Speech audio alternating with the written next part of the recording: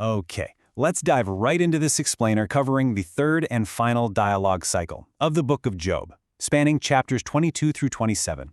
I am really pumped to walk you through this section today because honestly, we are hitting a massive turning point in the text. The tension is unbelievably high, the friends are getting super frustrated, and Job is being pushed to his absolute limits. Here's our roadmap for today. We'll start with Cycle 3 Begins, look into translating ancient mysteries, explore ancient cosmology explained, dive into the final arguments, and end with the challenger defeated.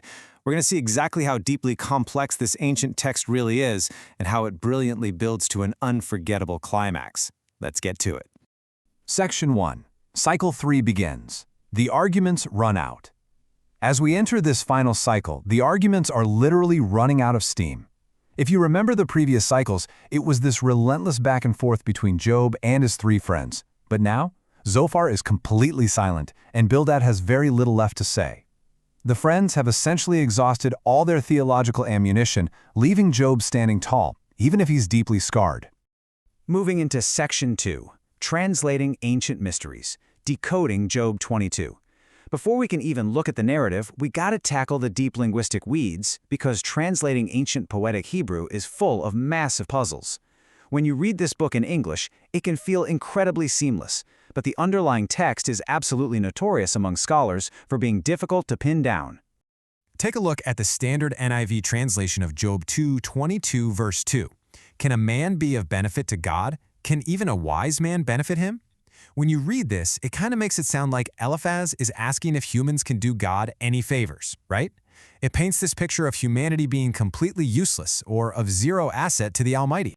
But if we analyze the complex syntax used elsewhere in Job, Dr. Walton suggests a totally different approach. He argues the subject is actually a wise mediator, and wow, that completely changes the meaning of the verse. Instead of talking about human usefulness to God, Eliphaz is actually throwing Job's own words back in his face. He's directly mocking Job's earlier desperate plea for a heavenly mediator to step in and defend him. Section 3. Ancient Cosmology Explained. The Anachronism Trap. So let's jump to our next translation challenge in chapter 26, verse 7, which is where modern readers often fall into the trap of reading modern science into ancient texts. We love to look back and try to find hidden scientific predictions, but doing that completely strips the text of its original, profound meaning. We naturally picture a scientific view, the Earth suspended in orbit by gravity, hanging out in a literal vacuum of space. But the ancient Near East view was drastically different. The ancient world didn't know about gravity or orbits. To them, existence was defined by function and order, not material. For them, if something material didn't function for humanity, it was essentially considered non-existent. To really grasp their cosmology, we have to decode their vocabulary, starting with Zophon. Now, this isn't just a compass direction for north. In ancient Near Eastern literature, it represents the cosmic mountain where the divine council meets. It's the literal meeting place of heaven and earth. It represents the heavenly realm itself. Next up is the word tohu, meaning the non-ordered world. You actually might remember this word from Genesis chapter 1. Ancient people considered things like vast oceans and chaotic deserts to be quote-unquote non-existent simply because they weren't ordered for human functioning. It isn't empty space like a vacuum. It's the chaotic, untamed cosmic waters. Finally, we have Edits. While it's usually translated as Earth, in highly specific ancient cosmic contexts, like the poetic parallelism we see here, it actually refers to the netherworld, the realm below. So, the crucial point is that this famous verse is actually describing heaven stretched over cosmic non-existence, and the netherworld suspended on the non-existent.